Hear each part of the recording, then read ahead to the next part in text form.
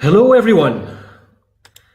Hello and welcome to World of Open Account, to this series of mini webinars on how to start factoring in an emerging market. So I'm very pleased to have with us today Peter Brinsley.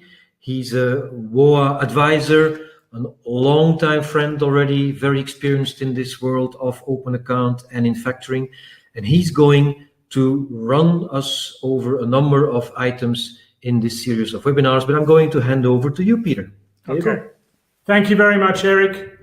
It's a pleasure to be here and to talk about establishing a factoring operation in an emerging market. The series of webinars that we're going to present here, you can see the subjects on the screen there.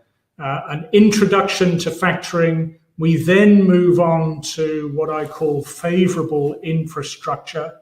That will be clear when you see that mini webinar. Target markets and products, and the factoring ecosystem around suppliers and buyers and other parties. And then numbers 5 and 6 is to give you some ideas about how to get started offering factoring in an emerging market. Just to stress, these are not full training webinars. They are to give you ideas that you need to think about so that you can prepare yourself. So let's move to the first of the webinars, which is an introduction to factoring. This is short-term business-to-business finance. And the most important thing with factoring is that we're talking about the asset class of receivable as collateral. This may be very different to the way bankers look at finance products, because very often the collateral there is an immovable asset like real estate. But factoring is very different. It's all about sales from one business to another on open account terms. And typically those terms will be something like 120 days. I have seen longer, up to 180 days in some emerging markets, but again, that is relatively short. And it's based around the assignment or pledge of the receivable to the factor.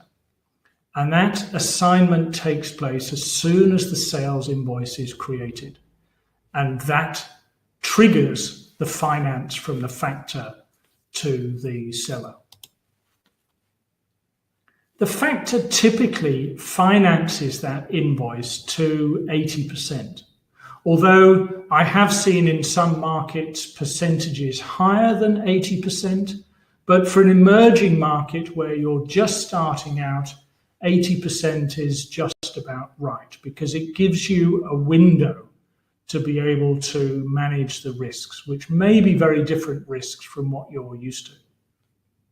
Factoring specifically addresses the cash flow gap when a business perhaps has to pay its suppliers before it gets paid by its own customers. And the advantages of factoring for the supplier is, well, it improves the working capital. He may have found that going to more traditional sources of finance, he is either getting rejected for loans, or it's simply too expensive, or he's having problems getting a positive credit decision. With factoring, he can then pay his creditors sooner, or he might use the money to buy more inventory to increase production to sell on to his customers. This graphic shows you the flows that take place in a typical factoring transaction. So we've got the three parties there: the seller, the buyer, and the factor. I'm not going to talk through each of the process flows that are listed on the right there. You can read them for yourself. What I do want to draw your attention to in particular is number 5, because this is something that is very different from a bank loan. In number 5, the buyer makes payment to the factor. And in effect, the factoring facility is repaid by the buyer. I also call him the debtor on this slide. It's the same entity. This is very different from a bank loan, where, of course, the repayment comes from the entity that receives the finance. In factoring, that's very different. And therefore, it gives you the opportunity to structure things in a different way.